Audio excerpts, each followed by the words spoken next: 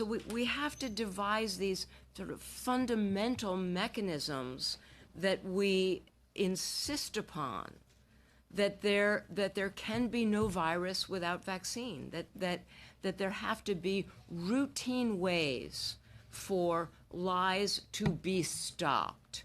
And that is an existential threat to surveillance capitalism, and therefore we go back to the foundations here of addressing the economic logic, and that's going to cover the sexual assault in the social network, as well as the political assaults in the social network. All of these are captured by the same economic contradiction. Thank you very much. Next up, we'll go to Morocco for 5 minutes. Thank you, Mr. Chair. Let me first of all thank you, organizers and co-organizers, for making of this meeting the event that it is today.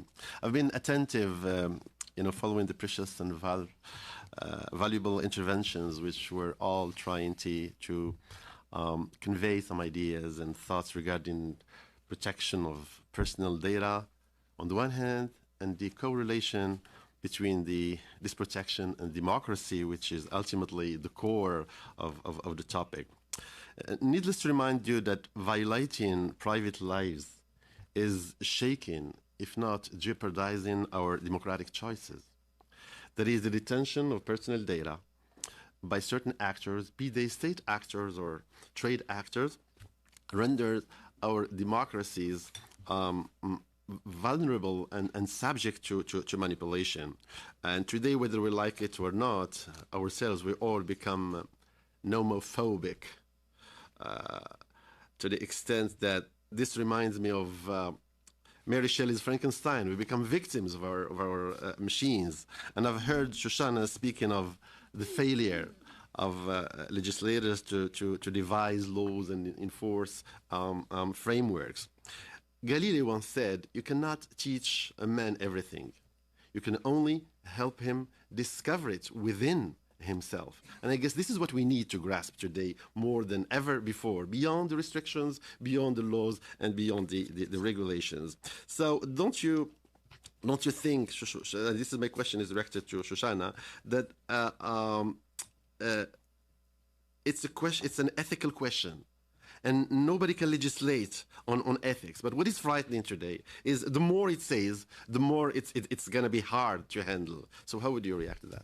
Thank you. This is such a wonderful question. I realized I didn't have time this morning to share this with you, but it's in my written statement. But there's a fascinating story here about a U.S. Senate subcommittee that was convened in 1971, chaired by a famous senator, Sam Ervin, who was one of the Watergate senators who defended democracy in that crisis. And it was a bipartisan committee, everyone from the arch conservative Strom Thurmond to Ted Kennedy. It was convened around the subject of behavioral modification, because behavioral modification had been imported from the Cold War into civil society and was now being used in schools and hospitals, in prisons, in all kinds of institutions of captive populations. And Sam Ervin wrote the conclusion for this committee. And he said that behavioral modification fundamentally undermines individual sovereignty. It robs people of autonomy. And without individual sovereignty and without autonomy, there can be no freedom. And without freedom, there can be no democracy. The outcome of 4 years of deliberation on that subcommittee was to eliminate all federal funding for behavioral modification programs, right? That was in the 1970s.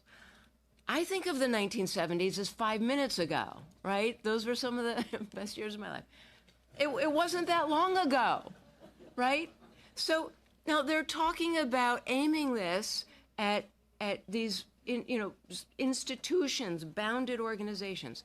Here we are, 2019, and we have global architectures of behavioral modification backed by trillions of dollars of capital. And where is the outrage? Where is the moral compass? Where is the response within us, as you say, that says this cannot stand? This is inimical to everything that our societies are founded on. And so I agree with you. Part of our challenge now is to get over the ideologies of the last 4 decades that have belittled government, that have belittled the state, that have denied regulation as an assault on freedom, to understand, as I said before, that these companies know too much to qualify for freedom. We need to only democracy. Survey everything on the horizon. Only democracy, which means only you, have the power and the capability and the tools to intervene on this process before it is too late. Just one tiny little comment about something that was said earlier. It won't be done in a year. I think you brought this up, Mr. Kent, the time frame. This kind of change, this kind of structural transformation, it is not the work of a day or a month or a year. But it can be done in 5 years. And maybe in 5 years, and certainly in the next decade, we have a horizon to shift the Titanic. We have the time and the capabilities to do that. What we need, as you've just said, we need to get in touch again with our moral bearings. They are there, and we should not be intimidated. Thank you, Mrs. Zuboff. Next up, we'll go